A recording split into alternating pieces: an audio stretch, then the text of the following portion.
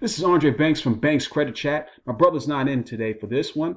I'm going to kind of spearhead it, and I'm going to talk about something, especially because of the economic climate that we live in. The difference between a debt settlement plan and a bankruptcy.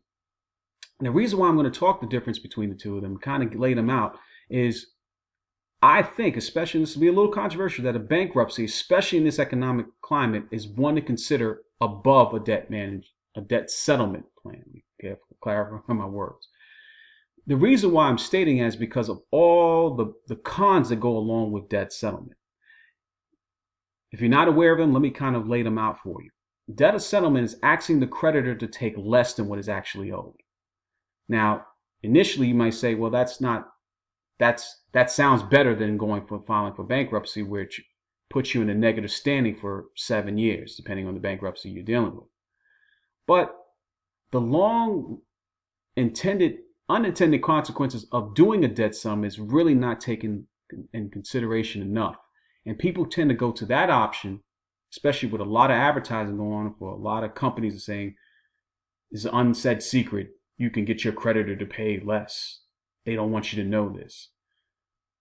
Yeah, let's just say that the creditor actually takes less. Your object is you want to be in a better state to show that, hey, you're going to need credit going forward. And that's what I'm really going at. Even though the bankruptcy affects you for that 7 years, it's just to show a sense of insolvency and you can explain, I went through this particular economic time right now.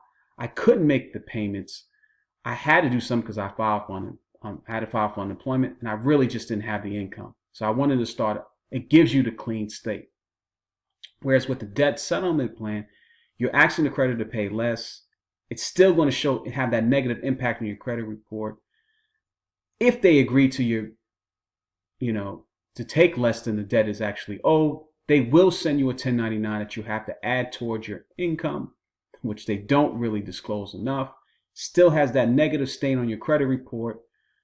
If they sold the debt to someone else, which I've seen, if they agree to take less, they may sell it to another company. Then you're going to have still collection calls coming after you from that before.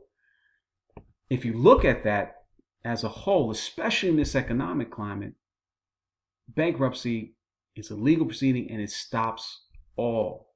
It stops and gives you the basis of a clean slate. And you can explain that by putting something in your credit report of what the challenge that you had. Whereas with a debt settlement, you're showing that the creditor that you went with the easier option and try to take less than what is actually owed. And they're going to look at that and say, how is that going to play out when you get yourself back on better footing? You've taken less and was the easier option instead of just wiping the slate clean. I know it sounds counterproductive and it's really sounding jumbled, but I want you to consider that again. A debt settlement is actually asking the creditor to take less. And since all the rules are made for the banks and they're the ones who lend you the capital, seeing that, those judgments and that they've came to that point, they eventually settle for less, that you try to pay, it just puts a negative outlook going forward for you from new creditors because they have to see that on your credit report. Even though the bankruptcy does wipe it out, it just shows the level of insolvency, and it could be better explained because the economic climate that we're in.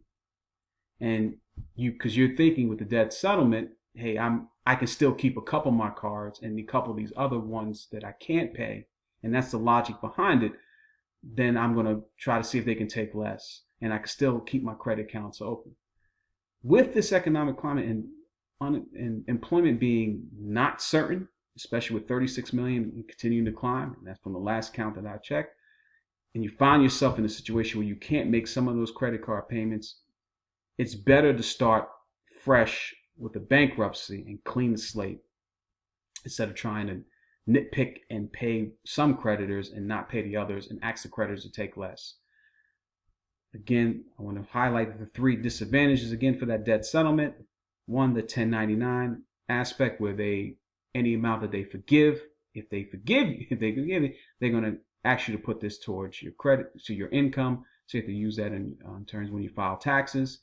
Secondly, the debt settlement option is that they don't have to actually forgive the debt to begin with. They can say no and just keep coming after you to begin going, or they can sell the debt even if they have saying that, well, we're willing to take less. They still can sell it to another creditor, and I've seen that happen, and unfortunately, and more times than I can count, with clients that came into the office when I was working as a consumer credit counselor for Money Management International. So I'm going to say, especially in this economic climate, consider bankruptcy if you cannot make your debt management program payments. Debt management payments. I'm always thinking in terms of the credit counseling agency. I'm thinking about if you can't find yourself a situation, you can't pay the debt obligations that you accumulated. Bankruptcy wipes the slate clean, shows insolvency, and you can better explain that than a debt settlement, especially in the economic climate that we find ourselves in, with so many people being unemployed and things being so uncertain. Yes, it has an impact. You will not be able to use credit cards for that particular time, but you'll start off with a clean slate, not having to worry about the debt being sold to someone else, them not forgiving, and constant collection calls. And even if they do forgive you, any portion they forgive you, they give you a 1099 for that amount to be added towards your tax basis. So take that into consideration. Be safe out there. Find yourself insolvent, go to bankruptcy first. I would not again suggest you use a debt settlement plan, especially if you found yourself in a situation in the economic climate we have. And I kind of went over that by nausea now and exhausting the fact of why. So if this video has been any value to you, please subscribe, hit the like button, leave some comments, and to our next video for Banks Credit Chat, we're out.